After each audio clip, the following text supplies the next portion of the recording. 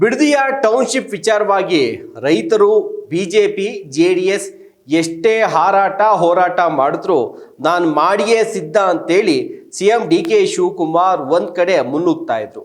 ಇದೀಗ ಅವರಿಗೆ ಸ್ವತಃ ಅವರ ಪಕ್ಷದ ಹಿರಿಯ ನಾಯಕರಿಂದಲೇ ಈ ಬಿಡದಿಯ ಟೌನ್ಶಿಪ್ ವಿಚಾರವಾಗಿ ಸಿಎಂ ಅವರು ತೆಗೆದುಕೊಂಡಿರುವಂತಹ ನಿರ್ಧಾರದ ಕುರಿತಾಗಿ ಅಸಮಾಧಾನವನ್ನ ವ್ಯಕ್ತಪಡಿಸ್ತಾ ಇರೋದನ್ನ ಗಮನಿಸಿದಾಗ ಈ ಬಿಡದಿಯ ಟೌನ್ಶಿಪ್ ಅನ್ನುವಂಥದ್ದು ಮುಖ್ಯಮಂತ್ರಿಯಾದಂಥ ಡಿ.ಕೆ. ಶಿವಕುಮಾರ್ ಅವರನ್ನ ಬೆಂಬಲಿಸುವಂತಹ ಒಂದಷ್ಟು ಶಾಸಕರು, ಸಾಕಷ್ಟು ಜನ ಶಾಸಕರು ಅವ್ರನ್ನ ಬೆಂಬಲಿಸ್ತಾರೆ, ಆದರೆ ಕೆಲವೊಂದಷ್ಟು ಶಾಸಕರು ಈ ಟೌನ್ಶಿಪ್ ಯಾವ ವ್ಯಾಪ್ತಿಗೆ ಬರುತ್ತಲ್ಲ ಆ ಶಾಸಕರು, ಅದರ ಅಕ್ಕಪಕ್ಕದ ಶಾಸಕರುಗಳೇನಿದ್ದಾರಲ್ಲ ಅವರು ಮಾತ್ರ ಈ ಟೌನ್ಶಿಪ್ ವಿಚಾರವಾಗಿ ಬೆಂಬಲವನ್ನು ವ್ಯಕ್ತಪಡಿಸ್ತಾ ಇದ್ದಾರೆ ಹೊರತು ಉಳಿದಂತೆ ಹಿರಿಯ ಶಾಸಕರು, ಹಿರಿಯ ಸಚಿವರೇ ಇದಕ್ಕೆ ವಿರೋಧವನ್ನು ವ್ಯಕ್ತಪಡಿಸ್ತಾ ಇದ್ದಾರೆ.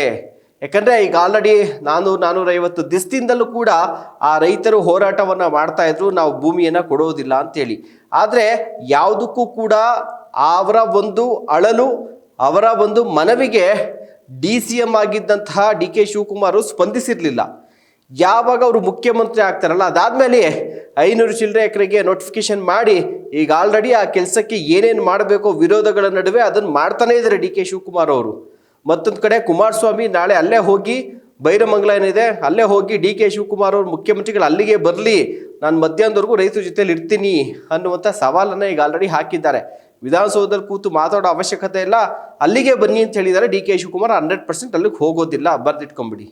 ಈ ಮಧ್ಯದಲ್ಲಿ ಈಗ ಆಲ್ರೆಡಿ ಫಸ್ಟು ಇದರ ವಿರುದ್ಧ ಧ್ವನಿ ಏನಾಗ್ತಿದ್ದು ಅಂತಂದರೆ ಸತೀಶ್ ಜಾರಕಿಹೊಳಿ ಅವರು ರೈತರಿಗೆ ಬಲವಂತವಾಗಿ ನಾವು ಕಿತ್ಕೊಳ್ಳುವಂಥದ್ದಾಗಲಿ, ಜೊತೆಗೆ ಸರ್ಕಾರಕ್ಕೆ ಡ್ಯಾಮೇಜ್ ಆಗುವಂಥ ರೀತಿಯಲ್ಲಿ, ಪಕ್ಷಕ್ಕೆ ಡ್ಯಾಮೇಜ್ ಆಗುವಂಥ ರೀತಿಯಲ್ಲಿ ನಾವು ಯಾವುದೇ ಒಂದು ಕ್ರಮವನ್ನು ಕೈಗೊಳ್ಳೋದಿಲ್ಲ, ಕ್ಯಾಬಿನೆಟ್ನಲ್ಲಿ ಈ ವಿಚಾರವನ್ನು ಇಟ್ಟು ಚರ್ಚೆ ಮಾಡ್ತೀವಿ ಎನ್ನುವಂಥ ಫಸ್ಟ್ ಹೇಳಿಕೆಯನ್ನು ಕೊಟ್ಟರು.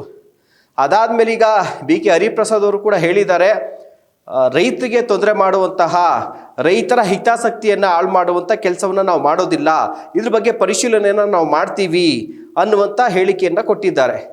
ಇದರ ಜೊತೆಗೆ ಇತ್ತೀಚೆಗೆ ಲಕ್ಷ್ಮಣ್ ವಕ್ತಾರರು, KPCCಯ ಪ್ರಮುಖ ವಕ್ತಾರರು, ಅವರು ಕೂಡ ಮಾತನಾಡ್ತಾ ಈ ವಿಚಾರ ಆಲ್ರೆಡಿ ರಾಹುಲ್ ಗಾಂಧಿಯವ್ರಿಗೂ ಮುಟ್ಬಿಟ್ಟಿದೆ, ನಾವು ರೈತರನ್ನ ಯಾವುದೇ ಕಾರಣಕ್ಕೂ ಕಡೆಗಣಿಸೋದಿಲ್ಲ, ಈ ಪ್ರಾಜೆಕ್ಟನ್ನು ನಾವು ರದ್ದು ಮಾಡ್ತೀವಿ, ರಾಹುಲ್ ಗಾಂಧಿಯವ್ರಿಗೂ ಹೋಗ್ಬಿಟ್ಟಿದೆ ಅಂತ ಹೇಳಿದ್ರು.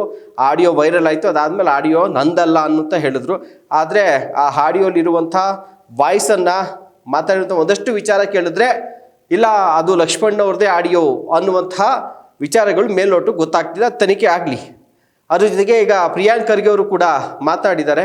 ಅವರು ಕೂಡ ಅಷ್ಟೇ, ನೋಡಿ ಬಲವಂತವಾಗಿ ನಾವು ಯಾರ ಹತ್ರನೂ ಕೂಡ ಭೂಮಿಯನ್ನು ನಾವು ಕಿತ್ಕೊಳಕ್ಕಾಗೋದಿಲ್ಲ, ಕಾನೂನುಬದ್ಧವಾಗಿಯೇ ನಾವು ತೆಗೆದುಕೊಳ್ತೀವಿ, ಅವ್ರು ಸಂತೋಷವಾಗಿ ಭೂಮಿಯನ್ನು ಕೊಟ್ಟರೆ ನಾವು ತೆಗೆದುಕೊಳ್ತೀವಿ, ಅವರಿಂದ ಬಲವಂತವಾಗಿ ಕಿತ್ಕೊಳ್ಳುವಂಥದ್ದು ಬೆಂಗಳೂರು ಅಭಿವೃದ್ಧಿ ಆಗಬೇಕು ನಿಜ, ಆದರೆ ಆ ರೈತರ ಮನವೊಲಿಸಿ ನಾವು ಜಾಗವನ್ನು ತೆಗೆದುಕೊಳ್ತೀವಿ ಹೊರತು ಬಲವಂತವಾಗಿ ಕಾನೂನನ್ನು ಅವರ ಮೇಲೆ ಹೇರಿ ನಾವು ಯಾವುದೇ ಕಾರಣಕ್ಕೂ ಭೂಮಿಯನ್ನು ತೆಗೆದುಕೊಳ್ಳೋದಿಲ್ಲ ಅನ್ನುವಂಥ ಮಾತನ್ನು ಕೂಡ ಹೇಳಿದ್ದಾರೆ. ಬಹಳ ಪ್ರಮುಖವಾಗಿ ಇವತ್ತು DCM ಆಗಿರುವಂಥ ಡಾಕ್ಟರ್ ಜಿ ಪರಮೇಶ್ವರ್ ಅವರು ಮಾತಾಡಿದ್ದಾರೆ, ಕಂದಾಯ ಸಚಿವರು ಕೂಡ ಹೌದು. ಅವರು ಹೇಳಿದ್ದಾರೆ, ರೈತರಿಂದ ಬಲವಂತವಾಗಿ ಕಿತ್ಕೊಳ್ಳೋದ್ರಲ್ಲಿ ಅರ್ಥ ಇಲ್ಲ, ಭೂಮಿನ ನಾವು ಇದನ್ನು ಪರಾಮರ್ಶಿಸ್ತೇವೆ, ಅವರು ಯಾವ ರೀತಿಯಾಗಿ ಒಕ್ಕಲೆಬ್ಬಿಸುವಂಥ ಕೆಲಸ ಖಂಡಿತವಾಗ್ಲೂ ಸರ್ಕಾರ ಮಾಡೋದಿಲ್ಲ, ನಮ್ಮದು ಅದು ಉದ್ದೇಶ ಅಲ್ಲ, ಅವ್ರಿಗೆ ಅಲ್ಲಿ ಸಮಾಧಾನ ಇಲ್ಲ ಅನ್ನೋಂತಾದರೆ ಅವರಿಗೆ ಸಮಾಧಾನ ಪಡಿಸುವಂಥ ಕೆಲಸವಾದರೂ ಕೂಡ ನಾವು ಮಾಡ್ತೀವಿ, ರೈತರ ವಿರುದ್ಧವಾಗಿ ಹೋಗುವಂಥ ಪ್ರಶ್ನೆ ಇಲ್ಲ, ಅಲ್ಲಿಂದ ರೈತರನ್ನು ಖಾಲಿ ಮಾಡಿಸುವ ಉದ್ದೇಶನೂ ನಮ್ದಿಲ್ಲ ಅಂಥೇಳಿ ಇವತ್ತು ರೈತರ ಪರವಾಗಿ, ಬಿಡದಿ ರೈತರ ಪರವಾಗಿ ಸ್ವತಃ DCM ಆದಂಥ ಡಾಕ್ಟರ್ ಜಿ ಪರಮೇಶ್ವರ್ ಅವರು ಮಾತಾಡಿದ್ದಾರೆ.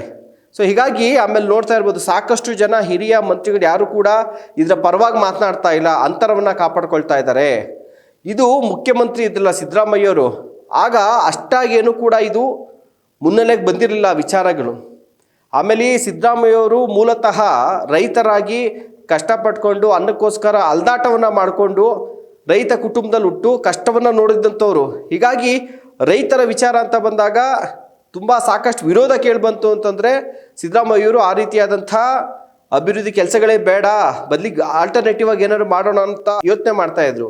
ಡಿ.ಕೆ. ಶಿವಕುಮಾರ್ ಅವ್ರು ಹಂಗಲ್ಲ, ಇಲ್ಲ ಬೆಂಗಳೂರು ಅಭಿವೃದ್ಧಿ ಆಗಲೇಬೇಕು, ಟೌನ್ಶಿಪ್ ಆಗಲೇಬೇಕು, ನಾವು ಅಲ್ಲಿ ಲಕ್ಷಾಂತರ ಮರ ಹೋದ್ರೇನಂತೆ ಇಲ್ಲಿ BDAಯಿಂದ ಒಂದು 15 ಲಕ್ಷ ನೆಟ್ಬಿಡ್ತೀವಿ, ಗಿಡಗಳನ್ನ ಬೆಳೆಸ್ಬಿಡ್ತೀವಿ ಅನ್ನೋವಂಥ ಮನಸ್ಥಿತಿನಲ್ಲಿ ಇದ್ದಾರೆ.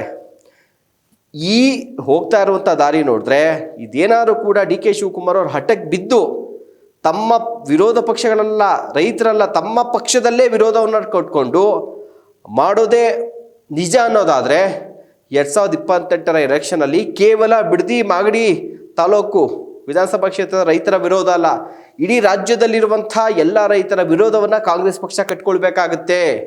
ಹೀಗಾಗಿ ಯಾವ ರೀತಿಯಾಗಿ ಈ ಟೌನ್ಶಿಪ್ ವಿಚಾರದಲ್ಲಿ ರಾಹುಲ್ ಗಾಂಧಿಯವರು ಕಾಂಗ್ರೆಸ್ನ ಹೈಕಮಾಂಡ್ ಯಾವ ರೀತಿಯಾದಂಥ ಎಚ್ಚರಿಕೆ ಹೆಜ್ಜೆಯನ್ನು ಇಡುತ್ತೆ, ಡಿ ಕೆ ಶಿವಕುಮಾರ್ ಅವರ ಏನು ನಿರ್ಧಾರ ಇದೆಯಲ್ಲ ಅದಕ್ಕೆ ಬೆಂಬಲವನ್ನು ಕೊಡುತ್ತಾ, ಅಥವಾ ಪಕ್ಷದ ಹಿತದೃಷ್ಟಿ 2028ರ ಚುನಾವಣೆಯನ್ನು ಮನಸ್ಸಲ್ಲಿಟ್ಕೊಂಡು ಈ ಯೋಜನೆಯನ್ನು ಕೈ ಬಿಡುತ್ತಾ ಕಾದು ನೋಡಬೇಕಾಗಿದೆ.